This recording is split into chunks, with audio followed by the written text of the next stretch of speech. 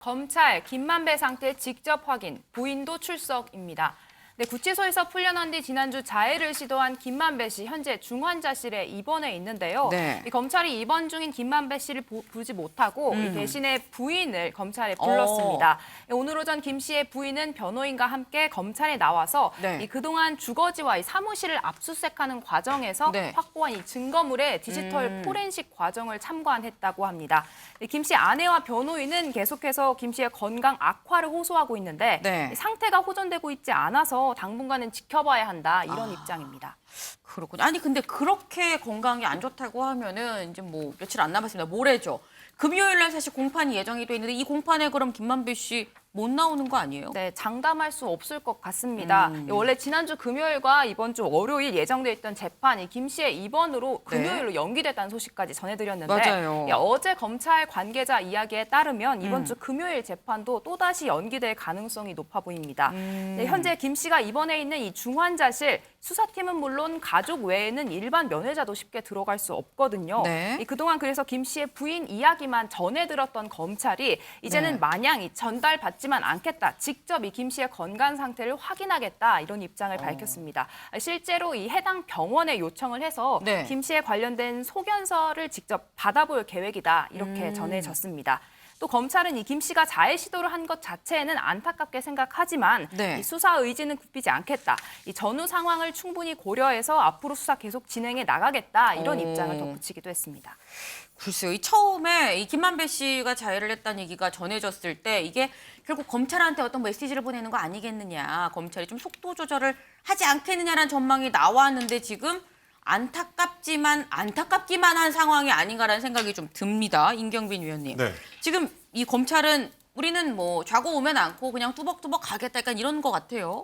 그 검찰이 사실 이제 상태를 확인하겠다라는 얘기는 네. 지금 김만배 씨 변호인 측에서 나오는 말들을 그대로 믿지 못하겠다라는 것과 같은 말이기 때문에 네. 어떻게 보면 이제 수사를 받을 수 있는 상태가 아니냐라고 의심하고 있는 셈이고요. 네. 반대로 생각하면 이제 검찰 입장에서는 그만큼 굉장히 좀 김만배 씨의 증언이 필요하다, 굉장히 좀 급하다, 이제 이렇게도 볼 수 있을 것 같습니다. 네. 왜냐하면 이제 김용 전 민주연구원 부원장하고 이제 정진상 전 정무실장의 이제 재판이 곧 시작이 되는데, 네.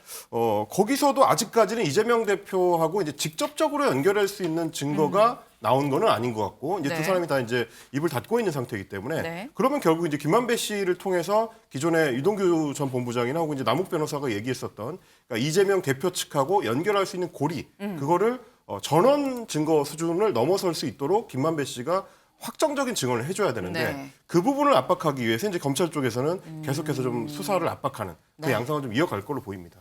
그렇군요. 이 검찰에서는 계속해서 좀 압박에 들어가지 않겠느냐라고 말씀을 주셨는데 지금 대장동 수사가 사실 굉장히 좀 시작된 지 꽤 됐습니다. 그러니까 그동안 검찰이 이 대장동 수사는 사실 돈 흐름을 좀 잡으면 된다라는 얘기가 굉장히 많이 나오고 있죠. 민지수 기자. 근데 이 돈 흐름 관련해서 검찰이 좀 뭔가 수상한 흐름을 좀 잡은 것 같아요. 네, 검찰 김 씨가 화천대유 자회사인 천화동인 2호에서 빌린 이 돈 네. 80억 원의 사용처를 은폐하려 했다. 이런 정황을 포착한 것으로 전해졌습니다. 사실 이 돈 2년 전에 이 금융정보분석원 FIU에서 네. 범죄 수익으로 의심된다. 이런 네. 정황을 밝혀서 네. 경찰에서 내사를 했던 돈입니다. 네. 이 검찰은 이 당시에 경찰 내사가 시작이 되자 화천대유 대주주 김만배 씨가 네. 공동 대표였던 이성문 씨에게 이 80억 원 의심을 받고 있으니 당신들이 썼다는 취지로 경찰에 진술해라 이렇게 오. 지시를 했고 네. 이때 이성문 씨가 이 정치인이나 공무원에게 돈이 간 게 아니면 이게 문제되지 않지 않냐 이렇게 네. 되물으니까 그렇게 하면 수사의 단서가 된다라며 사용처를 아예 은폐하려고 했던 정황 이런 걸 검찰이 지금 포착을 한 것으로 전해졌습니다. 네, 약간 뭔가 수상하긴 하네요. 수상하긴 한데 근데 이거 말고도 또 이 이전에 이 대장동 뭐 수익 배당 자체가 뭐 있기 전에 굉장히 또 거액을 여기저기서 또 빌린 이 정황이 나온 것 같아요. 맞습니다. 이건 또 다른 돈입니다. 네. 김만배 씨 개인이 가족과 지인, 분양 업체들로부터 빌린 돈이라고 하는데 네. 이 액수가 최소 40억 원이라고 합니다. 그런데 이 돈을 빌린 날짜들을 살펴보니 이 대장동 수익금이 배당되기 이전인데요. 네. 2015년에서 18년 사이 그러니까 이재명 대표의 17년 대선 경선이 있었고 네. 18년도 경기지사 선거가 있었죠. 네. 이 시점이 겹치는 만큼 검찰에서는 이 돈이 이재명 대표의 선거 자금 등으로 쓰였을 가능성을 살펴보고 있습니다. 그렇군요. 지금 이 굉장히 지금 수사가 어쨌거나 좀 새로운 국면들이 지금 조금씩 좀 흘러나오고 있는 것으로 보입니다. 임경빈 위원님. 네. 지금 보면은 이게 지금 김만배 씨 지시에 따라서 뭐 뭔가 좀 은폐하려는 이런 정황이 지금 나온 것 같은데 지금 중환자실에 있거든요, 김만배 씨가. 네. 근데 지금 구속된 최측근들이 어떻게 입을 여느냐에 따라서 사실 김만배 씨의 이 수사도 좀 뭔가 속도를 내지 않을까 싶기도 하고요.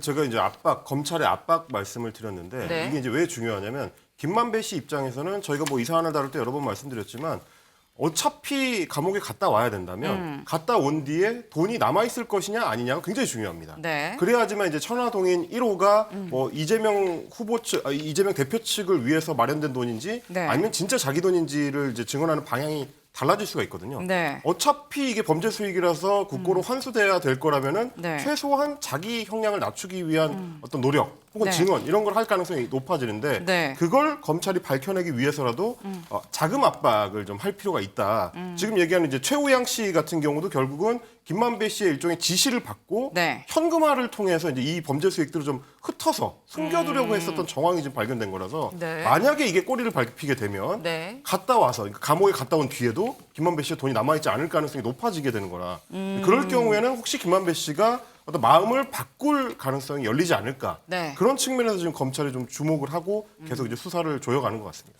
그렇군요.